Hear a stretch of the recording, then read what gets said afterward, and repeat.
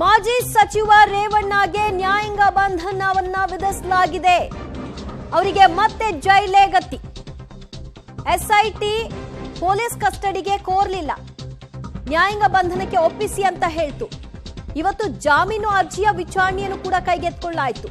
ಈ ಸಂದರ್ಭದಲ್ಲಿ ಎರಡೂ ಕಡೆಯ ವಾದವನ್ನ ಆಲಿಸಿ ಫೈನಲ್ ಆಗಿ ಒಂದು ಜಡ್ಜ್ಮೆಂಟ್ ಬಂದಿದೆ.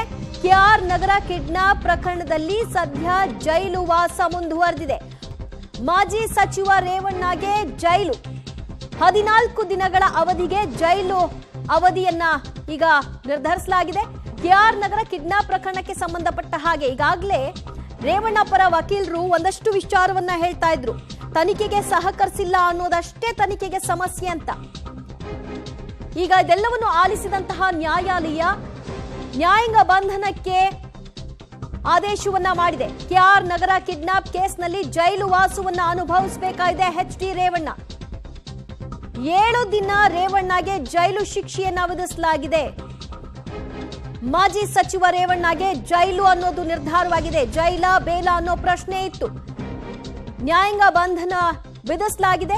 ಕೆಆರ್ ನಗರ ಕಿಡ್ನಾಪ್ ಪ್ರಕರಣಕ್ಕೆ ಸಂಬಂಧಪಟ್ಟ ಹಾಗೆ ಸಂತ್ರಸ್ತಿಯ ಕಿಡ್ನಾಪ್ ಆಗಿತ್ತು ಅನ್ನೋ ವಿಚಾರಕ್ಕೆ ಸಂಬಂಧಪಟ್ಟ ಹಾಗೆ ಹೋದಂತಹ ದೂರಿನ ಹಿನ್ನೆಲೆಯಲ್ಲಿ ಬಂಧನ ಆಗಿರ್ತಕ್ಕಂತಹ ರೇವಣ್ಣ ಅವರು ಇವತ್ತು ಜಾಮೀನು ಸಿಗುತ್ತಾ ಅಥವಾ ಜೈಲು ನಿಗದಿ ಆಗುತ್ತಾ ಅನ್ನೋ ಪ್ರಶ್ನೆಗೆ ಉತ್ತರ ನಿರೀಕ್ಷಿಸಲಾಗ್ತಿತ್ತು.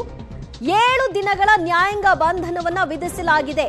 ಕೆಆರ್ ನಗರ ಕಿಡ್ನಾಪ್ ಪ್ರಕರಣಕ್ಕೆ ಸಂಬಂಧಪಟ್ಟ ಹಾಗೆ 7 ದಿನ ನ್ಯಾಯಾಂಗ ಬಂಧನದಲ್ಲಿ ಅವರು ಇರಲಿದ್ದಾರೆ. ಪೊಲೀಸ್ ಕಸ್ಟಡಿಗೂ ಕೂಡ ಕೇಳಲಿಲ್ಲ ಎಸ್ಐಟಿ ಟೀಮ್. ನ್ಯಾಯಾಂಗ ಬಂಧನಕ್ಕೆ ಒಪ್ಪಿಸಿ ಅಂತ ಹೇಳ್ತು. ತನಿಖೆಗೆ ಅವರು ಸಹಕಾರವನ್ನ ಕೊಡ್ತಾ ಇಲ್ಲ ಅಂತ ತಿಳಿಸಿತ್ತು. ಸೊ ಈ ಅವಧಿಯಲ್ಲಿ ನಮಗೆ ಬೇಕಾದಂತಹ ಉತ್ತರವನ್ನ ಅವರಿಂದ ಪಡ್ಕೊಳ್ಳಿಕ್ ಸಾಧ್ಯವಾಗಿಲ್ಲ ಅಂತ ಇದರ ಮಧ್ಯೆ ಅವರ ಅನಾರೋಗ್ಯ ಸಮಸ್ಯೆಯನ್ನ ರೇವಣ್ಣ ಪರ ವಕೀಲರು ಕೋರ್ಟ್ ಗಮನಕ್ಕೆ ತಂದ್ರು ಮತ್ತು ಜಾಮೀನನ್ನ ಯಾವ ಕಾರಣಕ್ಕೆ ಕೊಡಬೇಕು ಅಂತ ಕೂಡ ಹೇಳಿದ್ರು. ಸಂತ್ರಸ್ತೆ ಕಿಡ್ನಾಪ್ ಆಗಿದ್ದಂತಹ ಮಹಿಳೆ ಈಗಾಗಲೇ ಸಿಕ್ಕಾಗಿದೆ, ಅವರ ಹೇಳಿಕೆಯನ್ನು ಕೂಡ ಪಡ್ಕೊಂಡಾಗಿದೆ ಅಂತೆಲ್ಲ ವಾದವನ್ನ ಇಟ್ಟಿದ್ರು. ಎರಡೂ ವಾದವನ್ನ ಆಲಿಸಿದಂತಹ ನ್ಯಾಯಾಧೀಶರು 7 ದಿನಗಳ ಪೊಲೀಸ್ ನ್ಯಾಯಾಂಗ ಬಂಧನಕ್ಕೆ ವಿಧಿಸಿದೆ. ಪರಪ್ಪನ ಅಗ್ರಹಾರ ಜೈಲಿಗೆ ರೇವಣ್ಣ ಅವರನ್ನ ಕರೆದುಕೊಂಡು ಹೋಗ್ತಾರೆ. ಕೆಆರ್ ನಗರ ಕಿಡ್ನಾಪ್ ಕೇಸ್ನಲ್ಲಿ ರೇವಣ್ಣಗೆ ಜೈಲು, ಪರಪ್ಪನ ಅಗ್ರಹಾರ ಜೈಲಿಗೆ ರೇವಣ್ಣ ಅವರನ್ನ ಶಿಫ್ಟ್ ಮಾಡಲಾಗುತ್ತೆ. ಕೆಆರ್ ನಗರ ಕಿಡ್ನಾಪ್ ಪ್ರಕರಣ ಸಂತ್ರಸ್ತೆ ಈಗಾಗಲೇ ಪತ್ತೆಯಾಗಿದ್ದಾರೆ. ಅವರ ಹೇಳಿಕೆಗಳು ಕೂಡ ದಾಖಲಾಗಿದೆ.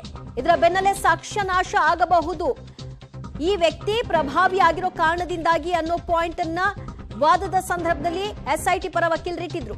ಕೆಆರ್ ನಗರ ಕಿಡ್ನಾಪ್ ಪ್ರಕರಣ ಸಂಬಂಧಿತವಾಗಿ ಈಗ 7 ದಿನಗಳ ನ್ಯಾಯಾಂಗ ಬಂಧನವನ್ನ ವಿಧಿಸಲಾಗಿದೆ. ಪರಪ್ಪನ ಅಗ್ರಹಾರ ಜೈಲಿಗೆ ರೇವಣ್ಣ ಅವರನ್ನ ಶಿಫ್ಟ್ ಮಾಡ್ತಾರೆ. ಎಸ್ಐಟಿ ಕಸ್ಟಡಿಯಲ್ಲಿತ್ತು, ಪೊಲೀಸ್ ಕಸ್ಟಡಿಯಲ್ಲಿದ್ದಂತಹ ರೇವಣ್ಣ ಅವರನ್ನ ನ್ಯಾಯಾಲಯಕ್ಕೆ ಕರೆತರಲಾಗಿತ್ತು. ಈಗ ಅವ್ರನ್ನ ನೇರವಾಗಿ ಪರಪ್ಪನ ಅಗ್ರಹಾರಕ್ಕೆ ಕರೆದುಕೊಂಡು ಹೋಗ್ತಾರೆ. ನ್ಯಾಯಾಂಗ ಬಂಧನವನ್ನ ವಿಧಿಸಲಾಗಿದೆ 7 ದಿನಗಳ ಅವಧಿಗೆ.